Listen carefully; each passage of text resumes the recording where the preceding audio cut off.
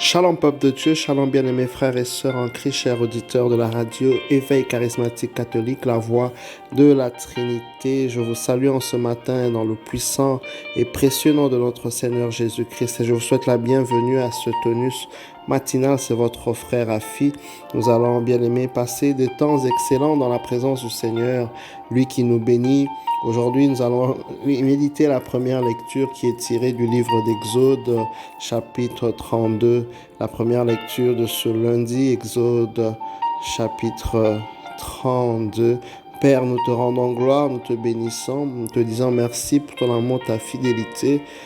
Père, merci pour le souffle de vie que tu accordes à chacun. Nous voulons, Seigneur, te recommander ces instants, te recommander notre journée, Seigneur Dieu. Précède-nous en toutes choses. Élimine ce qui n'est pas de toi sur nos chemins au nom de Jésus. Je nous plonge tous dans le sang puissant de l'agneau. Et je prie que le Saint-Esprit nous remplisse en ce moment, ô tendre Père. Brise des écailles de nos yeux, ouvre les yeux de nos cœurs, Père, afin que nous ayons la révélation de cette parole au nom de Jésus. Alléluia. La Bible déclare, bien-aimés, dans le livre de Exode, à partir du verset 32, chapitre 32, donc je disais, à partir du verset 15, la Bible déclare, en ce jour-là, Moïse redescendit de la montagne, il portait les deux tables du témoignage. Ces tables étaient écrites sur les deux faces, elles étaient l'œuvre de Dieu, et l'écriture, c'était l'écriture de Dieu gravée sur ces tablettes. Alléluia. La Bible est en train de nous indiquer comment est-ce que Dieu a parlé à Moïse, comment est-ce que Dieu a pu inscrire certaines instructions par Moïse pour qu'il puisse atteindre, n'est-ce pas, son peuple, qu'il puisse parler à son peuple. Parfois, bien aimé, en tant que fils et filles de Dieu, on se pose des fois la question de savoir comment est-ce que Dieu nous parle, quand est-ce que reconnaître quand le Seigneur est en train de nous parler, quand le Seigneur est en train de nous communiquer quelque chose. Alléluia. C'est une question très légitime, très importante parce que parfois, quand nous ne sommes pas sensibles, nous pouvons rater des informations très importantes venant du ciel. Vous voyez, parfois, Dieu peut nous parler pour nous prévenir par rapport à certaines situations. Et si on ne comprend pas le message, on sera en train de passer, n'est-ce pas? Lorsque le Seigneur parle à Joseph, le père de notre Seigneur Jésus-Christ, pour lui dire de quitter et aller se réfugier en Égypte, parce qu'il y avait un danger de mort. Parce qu'il y avait un danger de mort. Le Seigneur l'a parlé en songe, par exemple, et il a eu la sensibilité, n'est-ce pas, de comprendre. Et ainsi, Joseph a obéi. Parfois, quand Dieu nous parle, on doit non seulement être sensible, mais aussi il faudra obéir à ce que Dieu nous demande de faire. Alléluia. Donc, comment est-ce que Dieu nous parle? Comment reconnaître que c'est le Seigneur qui est en train de nous parler? Déjà, nous devons comprendre que Moïse, sur la montagne, était dans une attitude de jeûne. La Bible dit qu'il a jeûné pendant 40 nuits et 40 jours. Il ne mangeait pas du tout. Et il était en prière. Il était dans la présence de Dieu. Nous devons comprendre que lorsque nous prions et lorsque nous combinons le jeûne et la prière, cela prédispose nos cœurs à recevoir. C'est comme si nous sommes en train de manger au fait les mets divins. Nous sommes assis à la table de Dieu. La Bible dit l'homme ne vivra pas seulement de pain, mais de toute parole qui sort de la parole de Dieu. Donc lorsque nous faisons certaines mortifications, le Seigneur nous permet, il nous remplit, il commence à nous parler d'une manière particulière. C'est pourquoi dans le livre des Actes des Apôtres, à un moment donné, le Saint-Esprit voudrait mettre à côté Paul et Barnabas pour faire l'œuvre de Dieu. La Bible déclare, lorsqu'ils priaient et jeûnaient, le Saint-Esprit dit, mettez-moi à côté Paul et Barnabas pour l'œuvre, n'est-ce pas, pour laquelle je vais les envoyer. Vous voyez, ils étaient dans une disposition de cœur, dans une certaine attitude qui a favorisé que le ciel puisse, n'est-ce pas, communiquer et qu'ils soient en mesure de comprendre le message. Donc prenons l'habitude, bien aimé, de développer, n'est-ce pas, cette tendance de vouloir continuellement être dans la présence de Dieu, dans la prière, dans le jeûne, parce que cela nous permet de devenir familiers avec le langage du Saint-Esprit, avec le langage divin. Nous commençons à comprendre comment est-ce que Dieu, n'est-ce pas, nous parle. Parce que Dieu nous parle d'une manière ou d'une autre, comme déclare la parole de Dieu. Ça, on doit le comprendre. Il peut nous parler à travers sa parole, il peut nous parler à travers un frère, à travers un serviteur de Dieu, il peut nous parler à travers des songes, à travers des images. Il peut, au fait, nous parler. Vous savez, à un moment donné, Balaam, l'histoire de l'âne, n'est-ce pas, qui a parlé, Dieu a utilisé même un animal, au fait, pour communiquer, n'est-ce pas, une certaine pensée. Donc Dieu peut tout. Il nous parle tantôt d'une manière, tantôt d'une autre. Alors parfois, il nous parlera toujours selon le langage qui nous est familier. Lorsque tu es un médecin, lorsque tu es un mécanicien, lorsque tu es un docteur, lorsque tu es un pilote, le Seigneur souvent utilisera l'environnement dans lequel, le langage que tu comprends le mieux. Donc, c'est-à-dire, il fera les choses telles que, il te parlera pas directement. Vous voyez, à un moment donné, par exemple, Pierre, il reçoit une vision où on le demande de manger des animaux qui étaient impurs.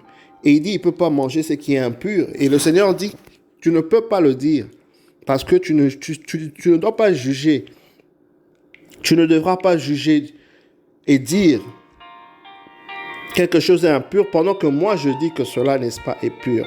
Vous voyez, il n'a pas compris ce message. Le Seigneur était en train de le faire comprendre que l'acte que tu voudras poser avec Corneille, qui était un païen, il ne faudra pas au fait te dire que tu ne dois pas le prêcher. Il faudra agir. Alléluia. Selon les instructions que je te donne. Alors le Seigneur a parlé à Pierre d'une certaine manière, d'une manière vraiment très particulière. Excusez-moi. Alléluia. Donc, bien-aimés, nous comprenons que Dieu nous parle tantôt d'une manière, tantôt d'une autre. Il nous parle par des songes, il nous parle par certains messages, et c'est à nous d'être sensibles. C'est à nous vraiment d'être sensibles. C'est à nous de développer des aptitudes spirituelles et aiguiser nos sens spirituels, nos oreilles spirituelles, pour entendre de Dieu, parce que c'est très important, bien-aimé, de toujours avoir l'instruction divine avant d'agir, avant de s'engager dans une relation, dans un projet, avant de tout faire. On a besoin d'écouter Dieu. Dieu est comme, au fait, je dirais, Dieu nous permet, au fait, d'avoir des directives de là où nous devons partir.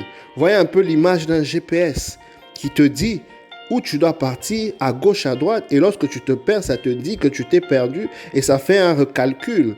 Le Seigneur, ainsi, il nous communique, et il nous donne le chemin. Il a déjà tracé un chemin que toi et moi devons suivre depuis avant la fondation du monde. C'est à nous de nous conformer, c'est à nous de développer. Vous savez, quand tu passes souvent le temps avec une personne, souvent tu vas développer certaines habitudes de la personne. On le voit d'ailleurs avec certaines personnes qui prennent l'accent d'un certain coin simplement parce qu'ils ont été influencés par ce pays ou encore par cette contrée.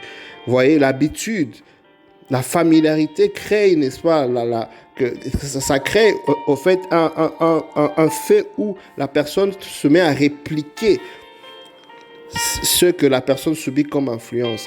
Et c'est la même manière avec le Seigneur lorsque nous passons plus de temps avec Dieu, lorsque nous lisons beaucoup la Bible, lorsque nous sommes ancrés dans les choses de Dieu, on commence au fait à savoir lorsque Dieu nous parle. En fait, ça devient clair. Ça devient clair. On sait que ici, Dieu est en train de me prévenir de ne pas faire ceci. Dieu est en train de me dire de faire ceci, de ne pas. Donc, il n'y a plus d'ambiguïté. Quand il y a ambiguïté, c'est-à-dire il faut travailler sur l'intimité que nous avons avec le Seigneur. Alléluia. Parce que Dieu ne peut jamais te mettre dans un état de confusion. Et lorsqu'il y a un blocage, ce n'est pas Dieu, c'est souvent nous. C'est à nous de faire un travail, de savoir est-ce que notre vie est en ordre avec Dieu. Est-ce que nous sommes en paix avec Dieu? Est-ce que nous vivons dans la sanctification? Est-ce que nous vivons une vie de prière, une vie de jeûne?